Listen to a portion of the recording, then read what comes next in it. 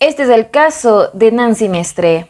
Nancy, la hija menor de Mestre, quería ser diplomática y mudarse de Colombia a Estados Unidos para asistir a la universidad. El padre dijo que no la dejaría. Te quiero cerca de nosotros, le mencionaba, pero en la verdad admiraba la ambición de su hija y haría todo lo posible para ayudarla a lograr ese sueño.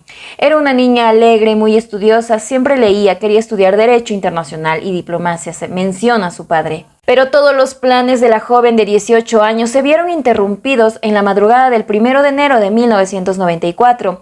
Nancy, su padre, su madre y su hermano brindaron por el año nuevo en casa. Poco después de la medianoche, Mestre se despidió de su hija, quien pidió continuar con la celebración de año nuevo junto a su novio, James Said. El chico había ido a buscarla a su casa.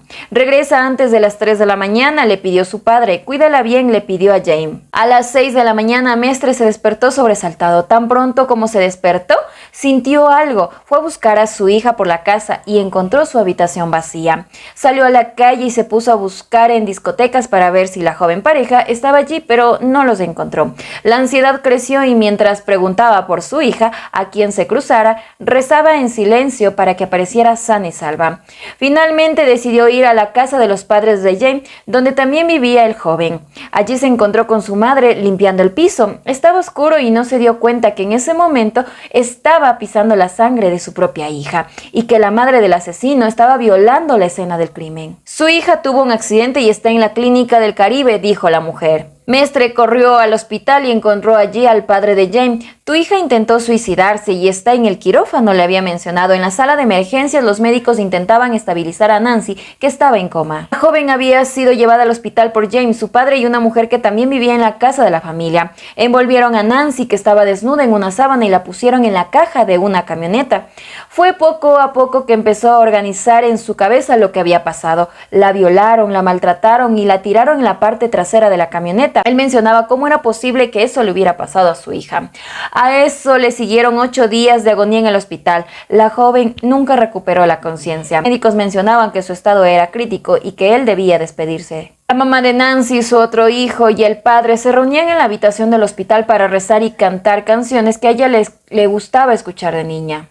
De repente su corazón dejó de latir. Tras los padres de Nancy sufrían en el hospital y la policía investigaba qué le había pasado a la joven ese 1 de enero, el principal sospechoso del crimen, James, su novio, huyó de Colombia. James inició su huida el mismo día del asesinato y nunca más se le volvió a ver en el país, mencionó su padre. La policía descartó la hipótesis de suicidio. Nancy murió de un disparo en la cabeza que le entró por la sien derecha. Se encontraron restos de pólvora en su mano izquierda. Un indicio, según las autoridades colombianas, de que trató de defenderse. La joven era diestra y había tenido que hacer un movimiento muy poco probable, según la policía, para dispararse en la sien derecha mientras portaba el arma con la mano izquierda. La investigación concluyó que Nancy había sido violada. Tenía heridas por todo el cuerpo y en sus uñas rotas había restos de piel, otra señal de que trató de defenderse. En 1996, 2 años después de la muerte de la joven, un tribunal colombiano condenó a Jen a 27 años de prisión por asesinato y violación. Según la decisión de la justicia colombiana, luego de violar y dispararle a Nancy en la cabeza, James se había desesperado y pidió ayuda a su padre. Vieron el cuerpo desnudo de la joven en una sábana y la llevaron al hospital.